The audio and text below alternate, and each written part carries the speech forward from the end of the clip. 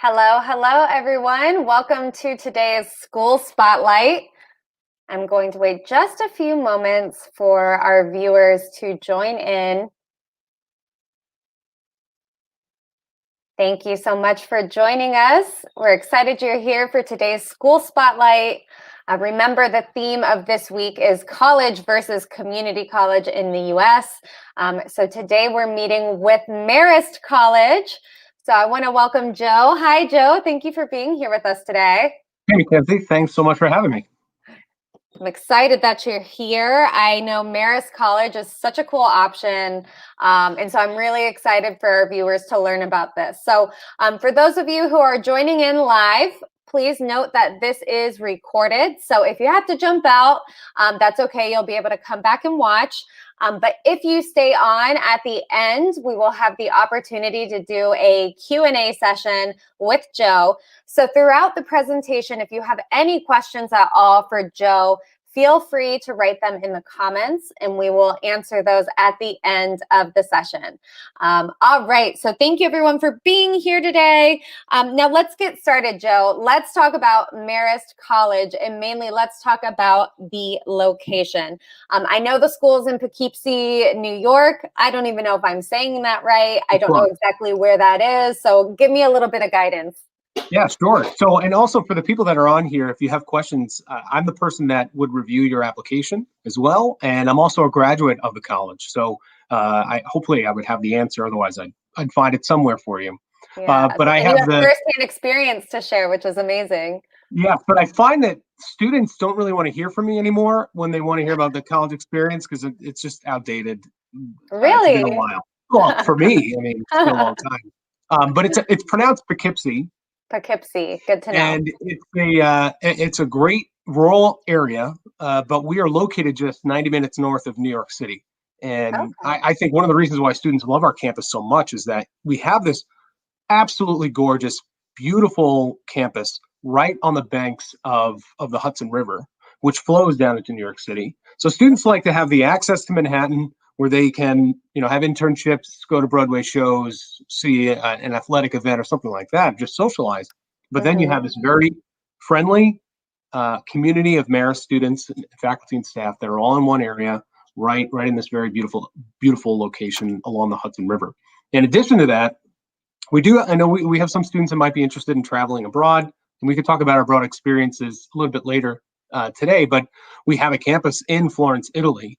And there are many schools that will say that they have a campus in Florence, Italy, but absolutely no one has a campus like us because we are the only U.S. bachelor degree program operating in Florence, Italy. Meaning you could live in Florence for all 4 years in the birthplace of the Renaissance and graduate with a U.S. degree, the same degree as me. But wow. you've been eating better food than me. That's incredible. And can students switch? Can they go back and forth during their program? Can they decide when they want to be in Italy, if they want to maybe do half and half between New York and Italy? Is that a possibility? There are a lot of options. So we have a program that's pretty unique called the Freshman Florence Experience. And we have students that will spend their entire freshman year in Florence, Italy, and then transition to the New York campus to complete their degree. Or some of them will go out to pursue other study abroad opportunities. So I had one student that did the Freshman Florence Experience their freshman year, and then junior year, they were in Beijing, China for the whole year and still graduated early somehow. So there's a lot of different options when it comes to Florence. So you can do your freshman Florence experience. You can do a traditional study abroad experience where it's maybe a semester abroad, something like that. Where you could do your 4-year degree there. We have a master's degree in museum studies there, so you could maybe pursue a higher ed degree, advanced degree after that. There are students, as you can imagine, that start out in Florence for the FFA program and decide, I'm staying. This is too good. Yeah, I imagine. But the programs that are offered in Florence are really built off the strengths of Florence, Italy. So yeah, tell me about Florence. Tell me about the campus there. I want to know, what the difference is between the New York and the Florence campus. Yeah, they're actually very different. The thing that I would probably carries through both campuses would be the attention to detail in the student experience, the caring factor of the faculty and the staff in the student experience. But the experiences themselves are vastly different. So in Florence, you're living in the city of Florence. You're in the downtown city center. You're walking past the buildings and the monuments and everything to get to class. You're fighting tourists to get to class. You're mingling with other Italians. You're around people from all over the world. So you get this Mm-hmm. really, really small community feel, but then you're also exposed to people from around the world. So Yeah. it's very interesting experience. You get to a point where you have a cheese person, you have a meat person, you have you know where to go to if you want specific type of olive oil.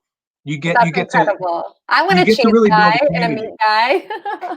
Yeah, it's really a great experience, and we want you to get involved in the culture and learn the Mhm. customs. You can get through Florence without speaking any Italian, but we Okay. want you to do that. We want you Uh-huh. to learn Italian. It's part of the course, even though the entire degree is taught in English. So Wow. art conservation would be a program that's Mhm. there where you're working on 15, 16, 16, 17 pieces, 17th century pieces of artwork. You're Yeah. taught by people that have restored work from Michelangelo, from Donatello. I mean, what better place to study art conservation than Italy? I mean, there's just Oh, so much it's history there.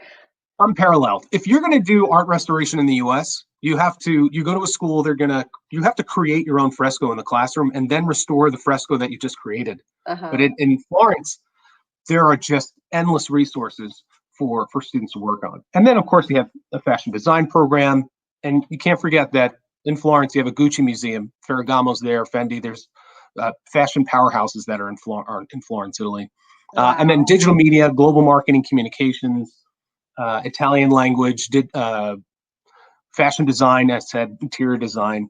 So Mhm. really, a lot of art programs, art history programs that are going to be focused in the strengths of Florence. So if you're going to complete your degree there, those would be the programs that you would complete. But almost any student studying one of the 40 plus degrees in New York can do their freshman Florence experience there, Mhm. can do a semester abroad there.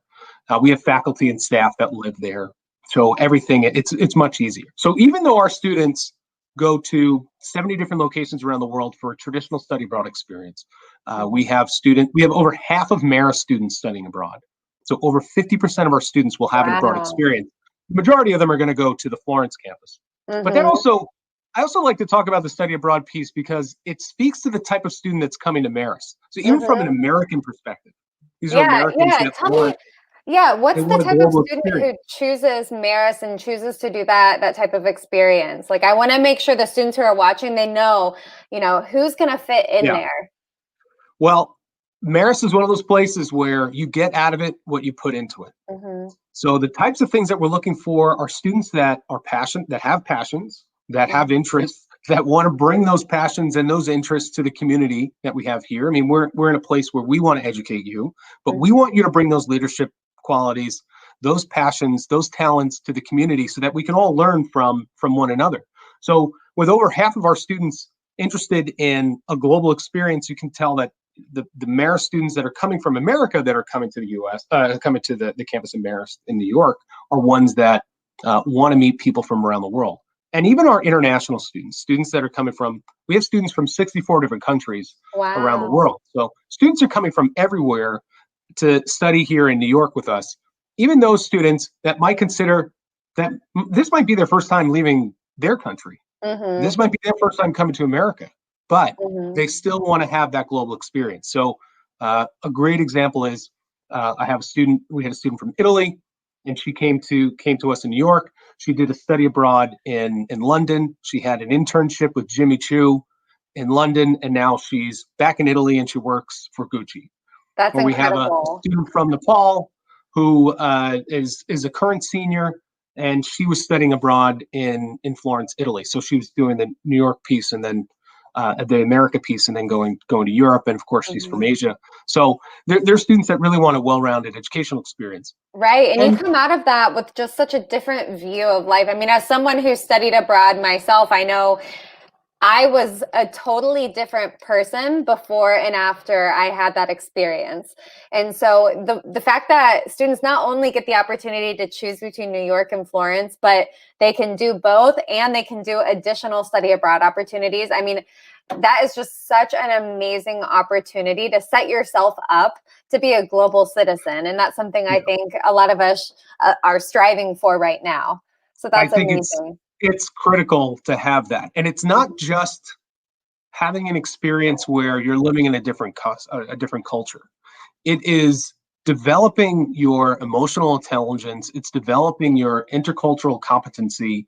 It's skills that maybe you might not use immediately when you're in that country, but as you develop them and you come back home and you're working and you're dealing with other people that have a different way of life or a different approach, you're going to be able to connect with people on a deeper level because you have forced yourself to learn those skills. And, Mm-hmm. even our president, when we introduced this first year abroad program, and we have another one in Dublin, Ireland as well. So not everybody has to go to, if they want to do their global experience early, they don't just have Florence as an option. You can go to Dublin, Ireland. But when we first introduced this program over a decade ago, the president was extremely skeptical. He said, why would your freshmen go abroad? And then when they came back and he talked with them and he saw what they were like in the classroom, and the professors were talking about what it was like to have a sophomore who had this global experience, he's saying, why isn't everyone doing this? This is something that everyone needs to be doing. So when we talk about the type of student that's coming to Marist, it's someone that really wants to take advantage of opportunities. So I'll give you an example. Our housing policy is revolves around a priority point system, Okay. and you get access to housing or your top choice in housing. Instead of a lottery system, you get your top choice in housing based on how many points you have. So you get points based on your academics. The better you do in school, the more points you get.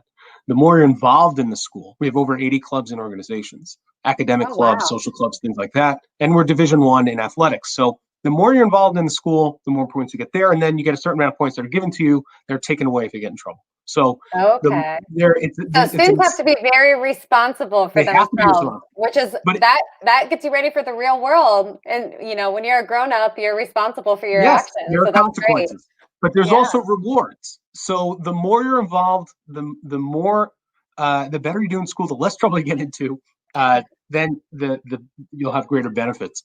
So there's a lot to do. There's with over 80 clubs and organizations, the type of student that's coming to Marist. Tell me what there's to do. Tell me what there is to do on campus. What activities can they get involved in? If you're bored on campus, there's something seriously wrong, because there's something for everybody, and it's one of the ways that you're going to make your best friends on campus. So we have just over 5,000 undergrads. It's not too big. It's not too small. You're not overwhelmed by the student body, but you're meeting new people all the time, and you're going to be doing that through your clubs and organizations. So we have our campus ministry club, which is our volunteer clubs, probably one of the largest clubs on campus. We have a theater club. We have a gaming club. We have an esports team. We have a chess club. We have a fashion club. We have animal rights club. There's going to be something that is going to strike your interest that you can just either sink your teeth into to become a leader in that organization, or something that just you want to explore. So a lot of the opportunities that we offer at the institution are really designed to provide an education outside of the classroom, but also help you develop skills that you're going to need when you graduate, or position well for when you apply for internships or for jobs. So it's not just getting involved with the music program, it's the opportunity to have a leadership role in that music program. So inevitably, when you're applying for an internship and you need relevant experience on your resume, you're going to be listing those clubs and organizations that you're involved in at the college, or courses that you take in that area. So or studying abroad. So it's all these things that are going to provide you an opportunity to not just better yourself, but position yourself so that you're going to be successful when you apply for internships or apply for jobs. And that's a really good point you make. I mean, when you're getting your college degree, that's a time where, as a student, you should be thinking strategically about what you want your future to look like and how you can reach those goals. And typically, on campus, you'll have an academic advisor who helps you with classes and choosing those things and providing recommendations. But not all of that comes from, okay, I have to do things that are related to my study program and my study plan. Exactly. There's room to be well-rounded. So, take those recommendations about academic things or clubs that are, related to your major, but also look at some of the other fun things there are to do, or the things you're passionate about, because that's also something that's equally as valuable to an employer. Most employers don't just want a robot, so it's good to show that you have dimension. Well, I think that's the beauty behind the liberal arts education, because Hmm. when you're admitted to Marist, we give a holistic review. We're looking at everything. When you're admitted to every major. So I'll give you a quick stat. About a third of the students come in undecided, and they don't know what they want to do, and that's totally fine. Then there are the other 2/3 of students that come in with a degree declared, but 50% of them change their minds. So Hmm. even if you're hyper focused, you know what you want to do, you can have that path. If you're not quite sure, there's plenty of people on the campus that are going to help you figure out what is going to be the best path for you, Yeah. and get you to that point. And then on the other side of that is that the majority of students that are graduating from college are changing careers maybe 4 to 5 times. They're not Hmm. That's not jobs, it's careers. So having that well-rounded liberal arts education that is specifically designed to strengthen your critical thinking skills, strengthen your writing skills, strengthen your communication skills, all these skills you need in college, but you're going to need when you get older, are going to allow you to be more, they're transferable skills. It allows you to be more 100%. marketable when you move on to different positions. 150%. I mean, that's one thing I know. So, I live in Mexico. And so I know here at some of the universities, the programs are very, very structured. So Yeah. when you go in, you're declaring your major and you have a study plan that's broken down, what classes you're taking each semester for the next 4 years of your life. It's that structured and there's not Right. really any flexibility.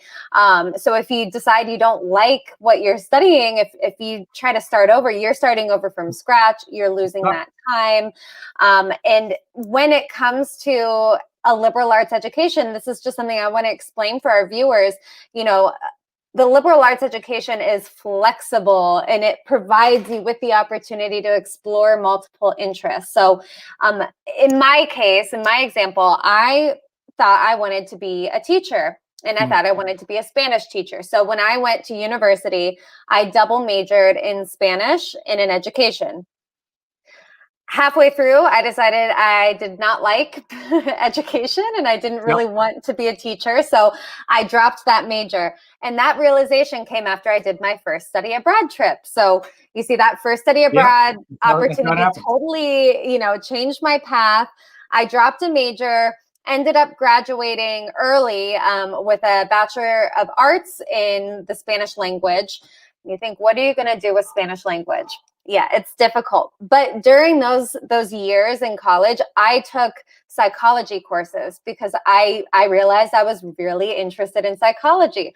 I took literature courses. I took sociology. I took all of these creative things. I took fitness classes that counted for credit. So I did all these cool things. And now with my position, you know, I'm not using my Spanish major, but I'm using daily things I learned from all those different classes. And I speak Spanish, so I guess that's Sure. where that came from. But it's good to have that flexibility and know that you're building a knowledge base, or at least a base of things you're interested in that are going to help you in the future, whatever your Yeah. position may be. I, So that's incredible. I Now, can Joe, I relate. know there I'm was sorry, go ahead. something. Oh, I was just going to say, I know there was something you wanted to show. You wanted to show. Oh, yeah. The campus, kind of what goes on at Marist. I think it's a really cool video, guys. I saw it before, so I want to make sure you see it. Well, I think, the important thing is we could talk a lot about the school, and Yeah. there is a lot to discuss. But if you can't visit, the next best thing is just to get a look at what the school looks like, visually. And the important thing to know is that every school has a different personality. So engaging with the schools and things like this, or reaching out and doing an information session virtually, when the time comes that you can visit, to come visit. Can you see all this, Mackenzie? Yes. Okay, Yeah. great. And it's Yeah. incredible. This just kind of highlights what the day in the life would be of a student, where and the facilities that we have. So with over 80% of our students involved in an internship, whether that's in New York City or locally, the state capital, Washington, D.C., different parts of the U.S. and abroad.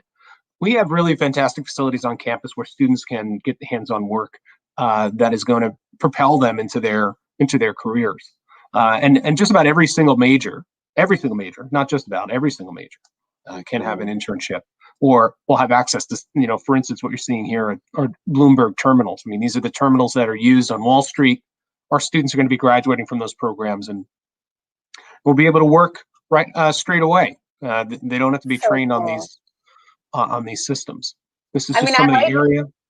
I like how you can just see the hands-on experience that students at Marist College get. I mean, you're really getting out there, you're really trying things.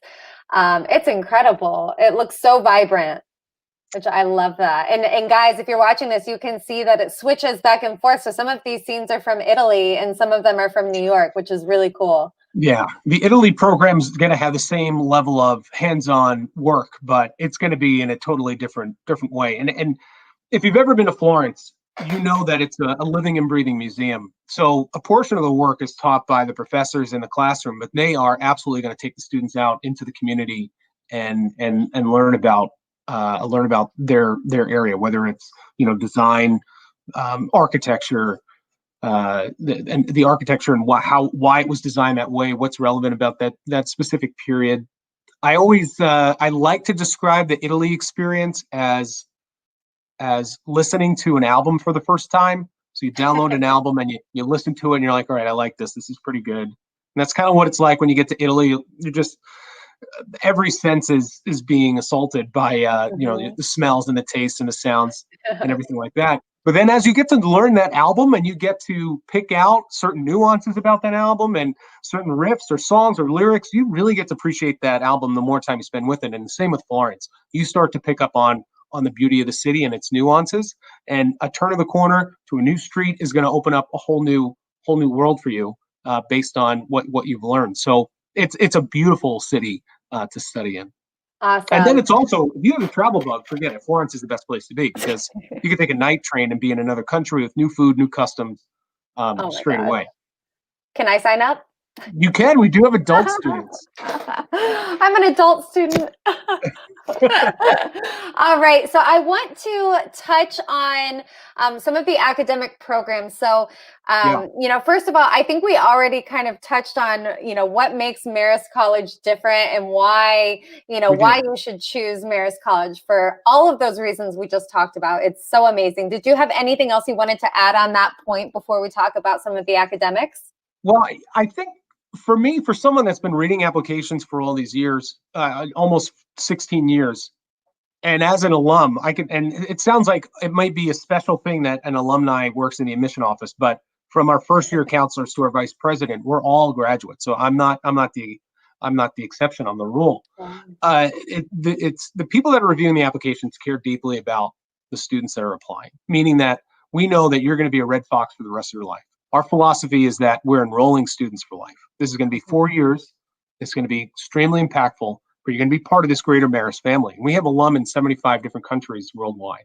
So anywhere you go, you're going to wind up running into a Marist Red Fox. And there is a talk of family and things like that. And it is true. You feel it. There is a great network of students and alum that are out there. So I love that. Yeah, it really is. It's something bigger than you, and I think that's why students come to the college. I have so many Marist shirts. My wife is like, "What are you going to do if you work at another school?" And it doesn't matter. I'm always maybe not, but if I ever do, I'm always a Red Fox. I'm always going to have a Marist shirt. Always be able to support the Marist. I know how that feels. I mean, again, one of my, where I studied, I work with that school as well. So I get to represent them internationally. And I'm like, this is the best job ever. But I also, my closet is full of, I studied at Ohio University. So my closet is full. It's very similar where it's a community. So I know how that feels like when you're on campus. For me, no matter how many years have gone by, when I step back on that campus, I feel like I'm home. And I'm sure that's exactly how it is at Marist, where and I think that's something to be said about rural campuses. I think they get more of that family community feel. A great way to explain this is our freshman move-in.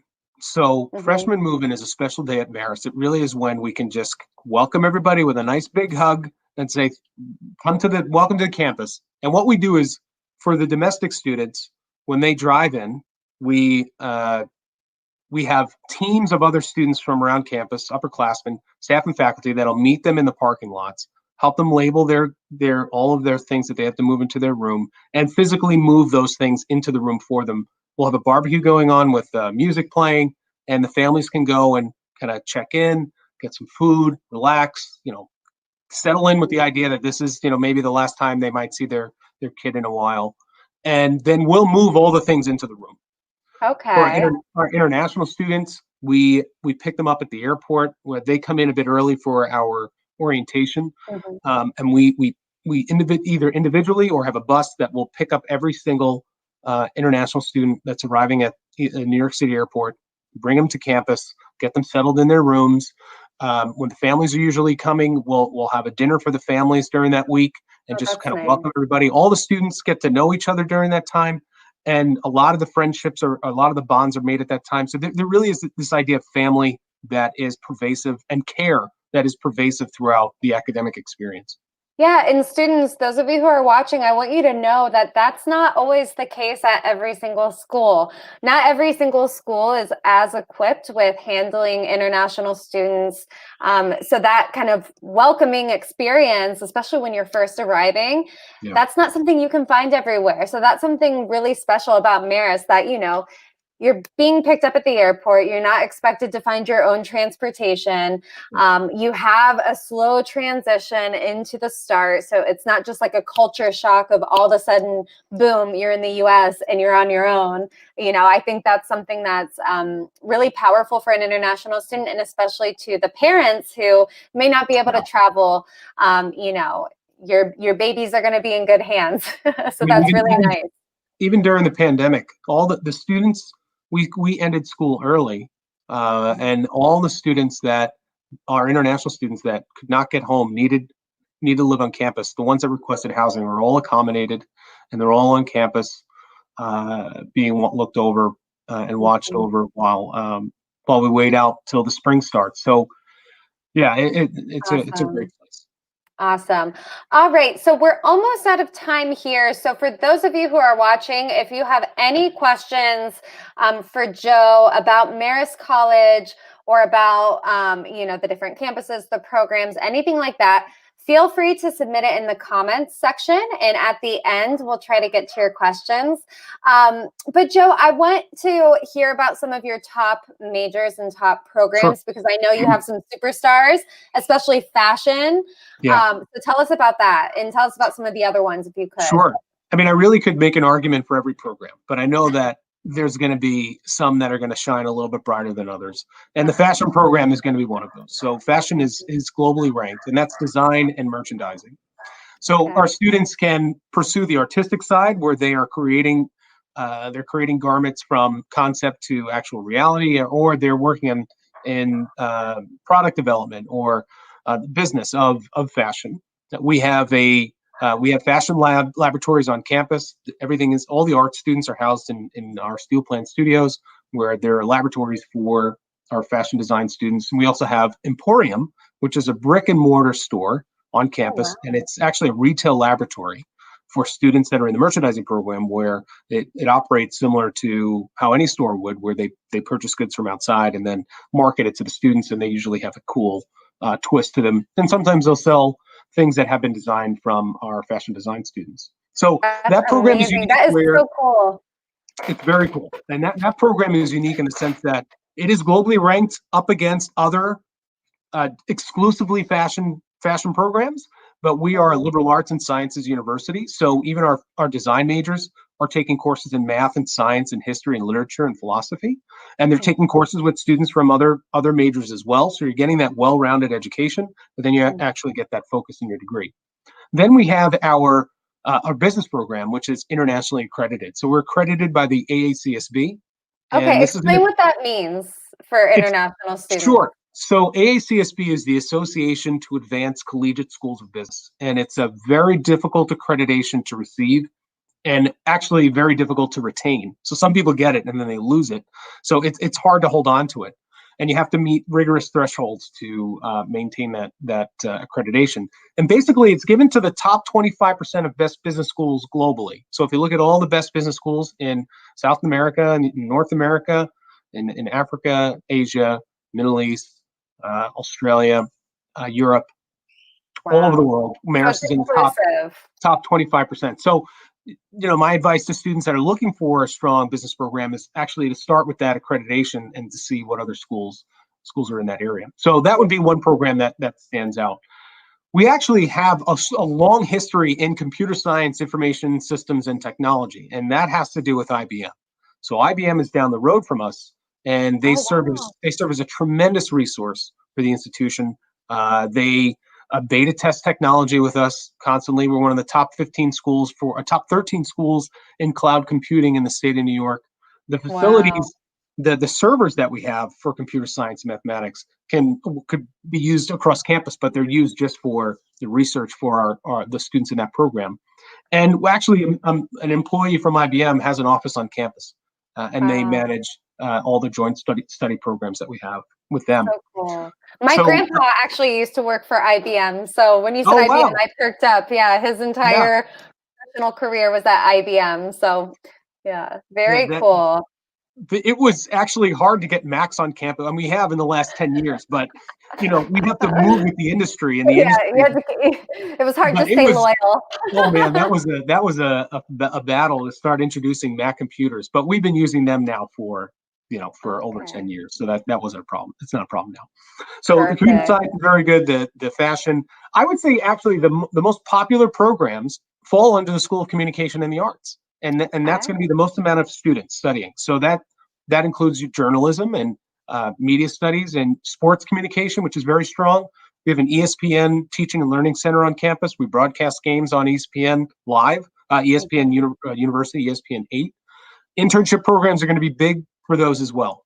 So Amazing. I graduated from the School of Communications. My first job at Marist was working there's a network, a television network here in the United States called Comedy Central. And my first job was working there in advertising. Really? Oh, Yeah, that's so cool. You'll have to tell me about that at a I actually separate have a lot call of for that. stories.